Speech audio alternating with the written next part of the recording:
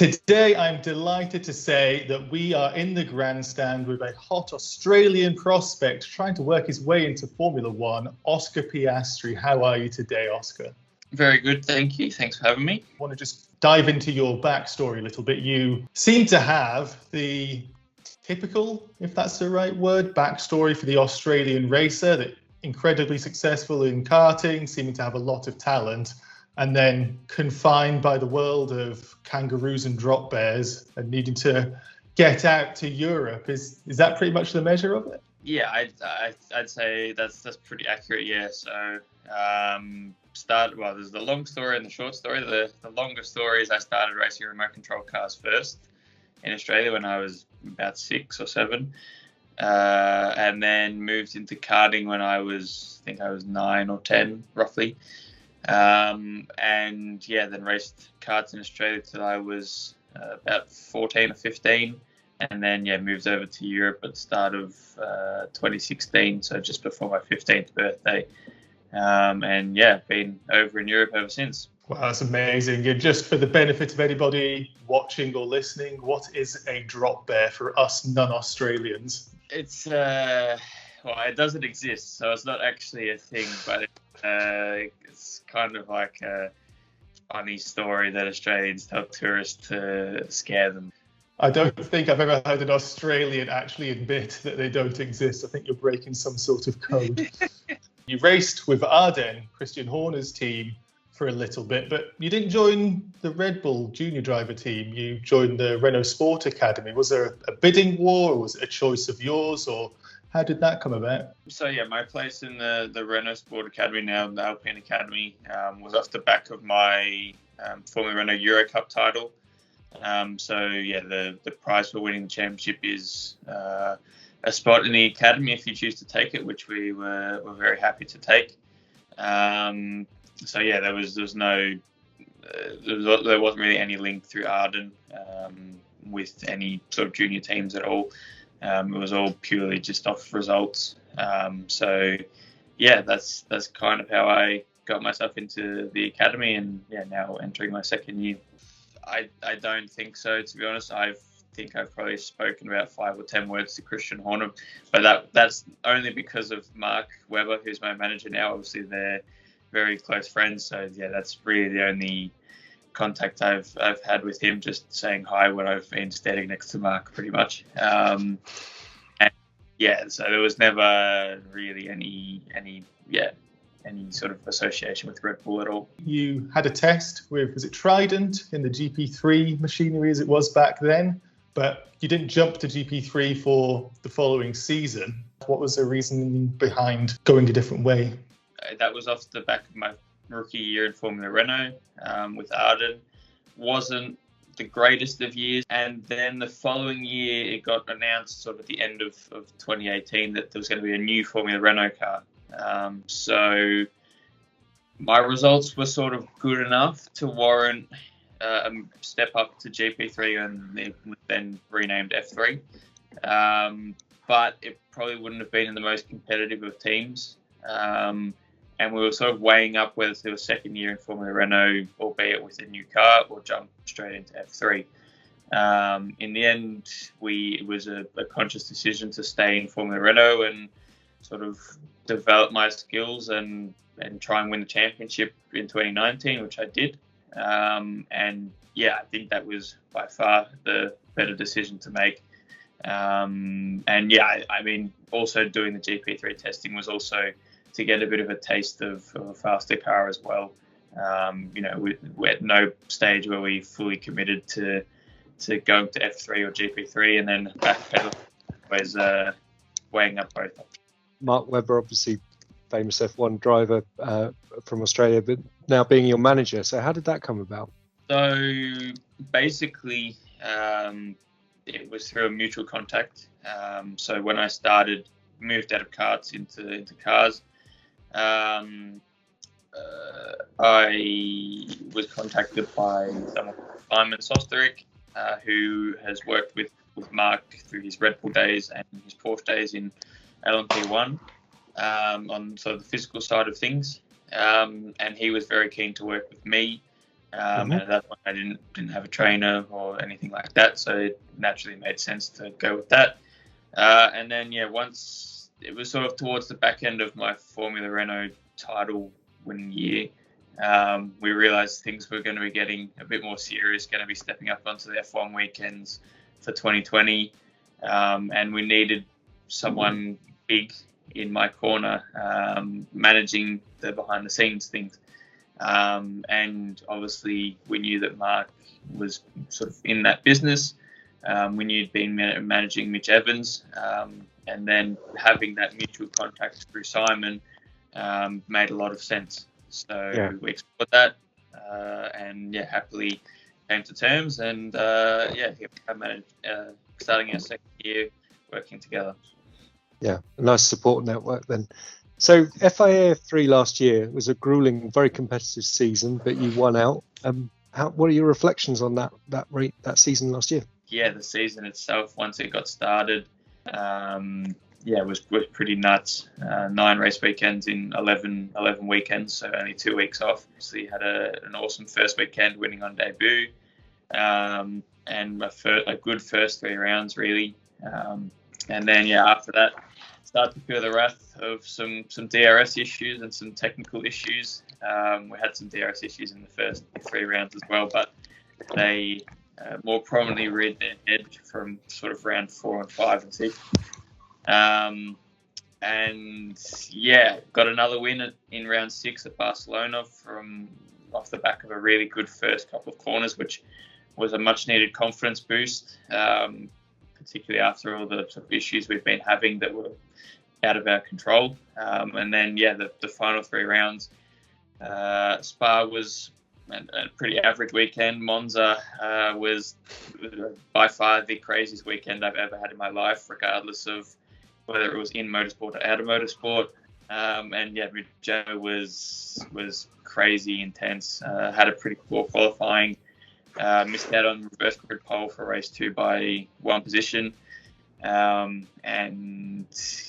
final race sort of went into it accepting that I was in a pretty tough position. I was starting 6 spots behind my championship rival, equal on points, and he crashed out in the first corner, so kind of handed the championship to me on a bit of a plateau. I still had to watch out for Cher, but from that point on I pretty much managed it and ended a pretty crazy season, which sounds extremely long, but when you think about it, it was only 11 weeks. So, it was a very hectic season. But obviously the main thing is you did get it done. You won the championship, so one and done for F3. Now it's F2. George Russell did it in 1 year. How are you feeling about it? Confident? Yeah, I am confident. I think, staying on with Prema is good for a variety of reasons. Obviously, I know a decent amount of the team already, so I don't have to adapt to a new environment all that much. Okay, most of the team is new people, but some of the people are still there and still going to the same workshop for all the meetings. Obviously they won Drivers' Championship with Mick last year and the Team's Championship, so it's pretty hard to argue that there's a better spot to be on the grid. I'm aware that George and Charles managed to win it in their first year. I don't think it's going to be that easy, but I think I'm in a good place. Testing was pretty positive overall. We were constantly improving, which was the main thing. I'm looking forward to it, and hopefully we can be fighting up front. How are you finding the F2 car? Any big differences to the F3? We've heard a lot of people saying about the new hard tyre is quite difficult to get on top of, plus the way that the 18-inch rims affect the car compared to the old 13s. Yeah, it's a pretty different beast to F3, to be honest. And even the car I drove before F2 was an F1 car as well, so that was a bit of a whirlwind going from a slower car to the fastest car back to somewhere in the middle. But the car's pretty different, particularly in race trim. It's extremely heavy. I think our minimum weight is like 50 kilos heavier than F1, which is pretty remarkable. So yeah, you can definitely feel the sort of extra weight. It's about 100 kilos heavier than an F3 car. Also 600 horsepower with a turbo. That's you can definitely feel when it kicks in. You don't have much power before it kicks in, but you've definitely got a lot once it does. But yeah, also the 18-inch rims. Obviously, I didn't drive the car on 13-inch tires, but the car is very snappy. So yeah, if you see people having big moments on TV or on the onboard cameras with sort of no warning, then it's definitely happens, and it's something very tricky to try and manage. Do you like the new weekend format that we've got coming up? I think it's an interesting new format. Obviously, I haven't experienced it yet, so I can't say whether I like it more or less yet. I think the idea of 2 reverse grid races is unique, definitely. I think it provides quite a lot of risk for whoever qualifies on pole. Obviously, they'll be having to start P10 for race 1, sort of back in the middle of the pack where all the carnage is, and obviously if everyone's starting just outside the top 10, they're going to be doing everything they can to get into the top 10 to try and get in that reverse 10 for race 2. So I think, yeah, we'll be seeing quite a few people qualifying at the front having pretty tough weekends as a result of that, I would say. But yeah, I think it places even more emphasis on being fast in races and not so much qualifying, and also staying clean, particularly in race 1. You know, it's for everyone in the top 10. It's going to be about survival and making sure you fit the top 10. For me, the downside is obviously that you're going to less physical tracks. And are there any tracks for yourself where you think, God, I really wish I was going to be racing there this year? Yes, there's quite. Yeah, obviously our calendar is pretty heavy on Middle Eastern races and flyaways. Obviously, we're also going to Saudi, which looks like a pretty crazy layout. It's a little bit disappointing to not have more European races. I would say the European races we do have are pretty spectacular. Obviously, it's awesome we get to go back to Monaco, and Silverstone is one of my favourite tracks as well, and you know, Monza as well. Yeah, it would have been nice to particularly go to Spa. That's always a track I look forward to going to. Yeah, I think, to be honest, I think if you took probably half of the tracks from the F3 calendar and put them on our calendar, it would be probably the best calendar I've ever seen. Your Alpine Academy fellow driver, Guan Yu Zhou, he was racing in F3 Asia over the winter, winning it. Was that something that was an option for you, or was that something that you preferred not to do? To be honest, it didn't even cross my mind to do that. If I was heading into my Formula Renault season, then yes, I'd probably consider it. But I've already driven that car for a year. I'm pretty happy to be racing in something faster now. So yeah, it was never anything I really considered. Alpine, as they're now called, are going to have a hugely successful driver with a 2-time world champion. Is there something in the academy that you get to speak to the drivers? Yeah, there's not really sort of a organised mentoring program per se.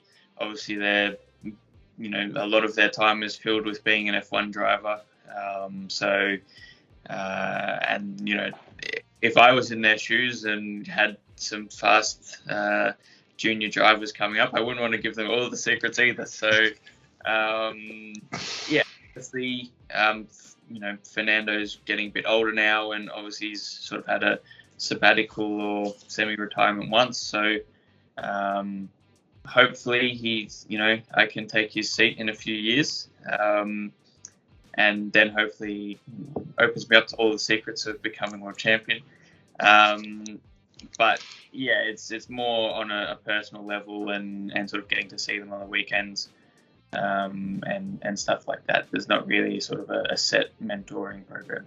It's been great speaking, but I've got one final question to go through. And you've spent one season with Prema, you mentioned. You've got another one this year.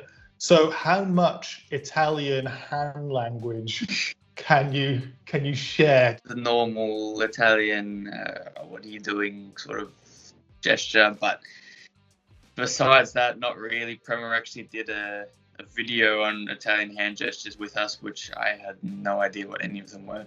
Yeah, my Italian gestures haven't improved, and my Italian speaking also hasn't improved. So, yes, no, I don't really have much more to give than that, unfortunately. Yeah, well, from my understanding, that is pretty universal for a little bit of everything. So just too much oversteer, too much understeer, that'll do fine. Exactly, yes. Oscar, it's been great speaking to you, and thank you for joining us in the Grandstand. We wish you well for your Formula 2 season, and hopefully we can catch up with you again in the future. Thank you very much. Thanks.